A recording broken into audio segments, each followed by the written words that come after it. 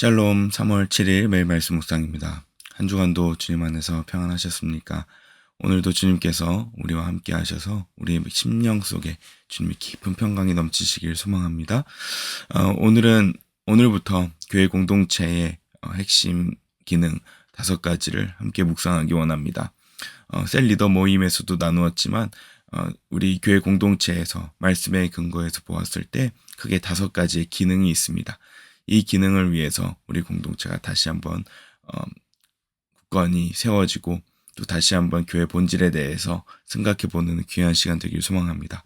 오늘은 그 첫 번째 시간으로 첫 번째 기능인 코이노니아, 교제에 대한 내용을 함께 나누기 원합니다. 오늘 본문 말씀은 요한일서 1장 3절 말씀입니다. 제가 봉독하겠습니다. 우리가 보고 들은 바를 여러분에게도 선포합니다. 우리는 여러분도 우리와 서로 사귐을 가지기를 바라는 것입니다. 우리의 사귐은 아버지와 또 그의 아들 예수 그리스도와 함께하는 사귐입니다. 아멘. 오늘날 사귐 하면은 남녀 간의 관계를 이야기합니다. 그래서 오늘날 친구들이 남녀 관계에 있어서 연애를 한다 그러면 너 그 친구랑 사귀니? 라고 이야기를 하죠.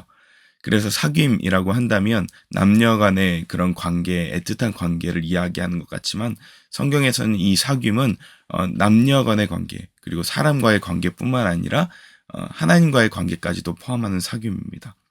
오늘 본문에 등장하는 이 사귐 역시 방금 이전에 말씀드렸던 교회의 5가지 기능 중에 첫 번째 기능인 코이노니아를 이야기합니다.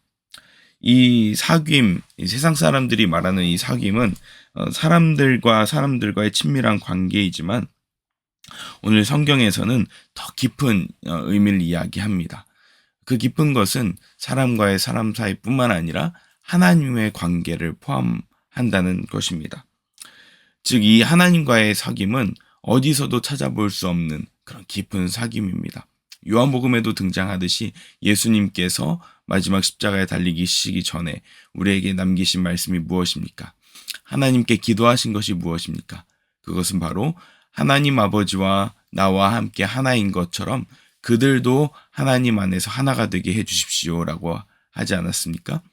이 말은 그들이 하나 되게 해달라라는 표현뿐만 아니라 하나님과의 관계에 있어서도 예수님과 성부 하나님의 관계처럼 우리 또한 성부 하나님과의 관계가 하나가 되기를 바라는 그런 기도입니다. 즉 성경에서 말하는 이 교제는 영적인 사귐과 영적인 교통, 그리고 많은 하나님과의 사역까지도 동역하는 이 사귐을 포함하고 있습니다.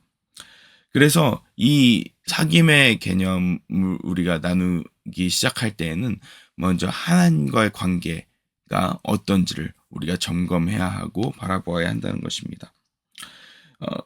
이 하나님과의 관계에 있어서 하나님은 우리에게 말씀하시는 것이 여러 가지가 있습니다. 성경 본문에 보면은 세상과 우리의 관계, 세상 사람들과의 우리의 관계는 참으로 맞춰야 될 것들이 많이 있습니다. 각자 다른 모습도 있고, 그리고 또 다른 배경이 있고, 핏줄이 다르고, 여러 가지 다른 문화 속에서 살았고, 그렇기 때문에 상대방과의 다른 점을 우리가 맞춰야 가야 하는, 그래서 참 공통점을 찾기 쉽지 않은 그런 세상과의 관계입니다. 그럼에도 불구하고 정말 친한 사람들은 친하지 않습니까? 그런데 하나님께서 우리에게 은혜를 베푸셔서 예수 그리스도의 십자가로 말미암아서 우리가 하나님의 자녀가 된 이후에는 하나님과 우리의 사이, 그리고 하나님 안에 있는 그 공동체의 일원들은 너무나 많은 공통점이 있습니다.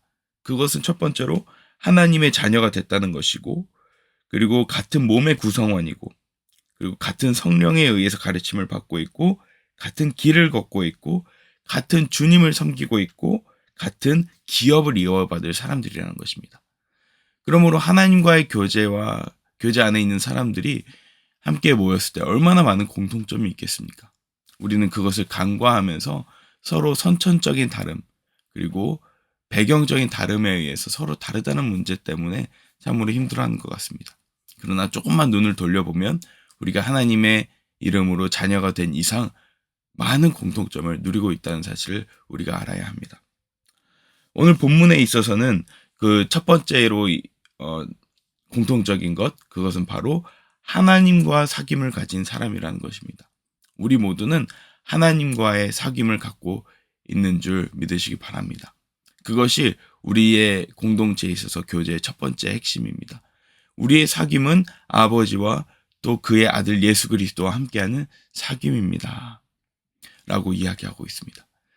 그 사귐으로 인해서 우리는 어떤 결과를 갖고 있을까요? 오늘 본문 말씀 이후에 4절에 보면 이렇게 기록되어 있습니다. 우리가 이 글을 쓰는 것은 우리 서로의 기쁨이 차고 넘치게 하려는 것입니다. 아멘. 우리가 하나님 안에 있음으로 인해서 우리는 하나님과의 교제의 결과값으로 기쁨이 수반된다고 합니다. 그럼 반대로 우리가 점검해 볼 수 있겠죠. 우리는 하나님과의 사귐을 갖고 있습니까? 그렇다면 그 사귐으로 인한 기쁨이 여러분 가운데 있습니까? 오늘 우리 교회의 가장 핵심적인 5가지 기능들을 살펴보기 이전에 우리는 하나님과의 그 깊은 교제를 갖고 있는지, 그 교제로 말미암아서 넘치는 기쁨이 우리 가운데 있는지 점검해 봐야 될 줄 믿습니다. 우리 가운데 그런 기쁨이 있을 때 하나님과의 교제가 시작된 것이고, 그리고 그런 말미암아서 우리는 그 기쁨으로 다른 사람과 교제할 수 있는 것입니다. 하나님 안에 있을 때 어떤 기쁨이 가장 우리에게 누려질까요? 누릴 수 있을까요? 그것은 다름 아닌 용납되는 기쁨입니다. 세상에 있을 때는 내가 행한 성취, 성과, 그리고 배경, 그리고 나의 외모, 내가 가진 재력, 이런 것들로 인해서 평가받고 용납되지만 우리는 하나님으로 인하여서 하나님의 무한하신 사랑으로, 하나님께서 조건 없는 사랑으로 우리를 사랑하여 주시기 때문에 우리는 그 용납을 받고 있다는 사실을 잊지 마시기 바랍니다. 오늘 하루를 시작하실 때 하나님이 나를 조건 없이 사랑하신다. 하나님이 나를 있는 그대로 지금 이 순간 맞이하시고 받아주신다. 그 사실을 여러분의 입술로 고백하실 때 여러분 속에서 깊숙한 곳에서 차고 넘치는 기쁨이 올라오기 시작할 것입니다. 세상이 말하는 너의 어떤 행위와 배경과 가진 것에 의해서 판단받는 그 기쁨이 아니라 하나님께서 나를 조건 없이 사랑하시고 지금도 조건 없이 품어주고 계신다는 사실을 기억하실 때 여러분과 저 안에 그 기쁨이 차고 넘쳐서 그 기쁨으로 다른 사람들과 교제하고 사랑을 나눠줄 수 있을 것입니다. 오늘 이 아침에 하나님과의 사귐이, 하나님의 조건 없는 사랑이 우리 가운데 있음으로 말미암아 예수님께서 보여주셨던 하나님과의 사랑이 우리에게도 넘치는 오늘 하루 되시길 소망합니다. 기도하겠습니다. 사랑의 하나님 감사합니다. 오늘 하나님과의 교제를 함께 묵상하였습니다.